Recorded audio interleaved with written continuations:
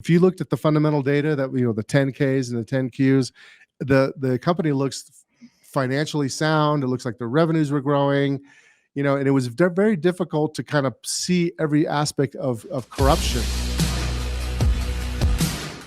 When you're doing a technical analysis or when you're managing a portfolio, and you can only trust one, which one are you trusting? You trusting the technicals? You trusting the fundamentals? If I could only pick one, I would pick the technicals.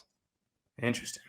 Because the fundamentals, you could be completely wrong. Let me give you an example. So back when, I don't know if you remember the MCI debacle, Enron debacle, back when all that was happening, if you looked at the fundamental data that, the 10Ks and the 10Qs, the company looks financially sound. It looks like the revenues were growing, and it was very difficult to kind of see every aspect of corruption, right?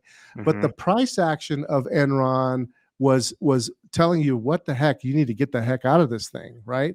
So, if I only had to pick one, I would pick the technicals. You can derive strategies that are purely quantitative, only using price data.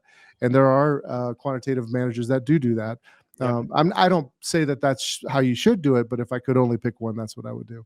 Interesting. So the technicals are more like the actual numbers, whereas the fundamentals are more like the narrative. Yeah, kind of. Yeah, exactly. Yeah. Well, there are numbers associated with fundamentals too, like sales, earnings, cash flow, things like that. But the technical was more about the price action and more about the supply and demand for the security itself. So whereas the fundamentals is more about like how much did they make and are they growing and things like that. But the price can move very far away from the fundamentals, as you pointed out with all of the meme stocks. Right. Interesting. Okay.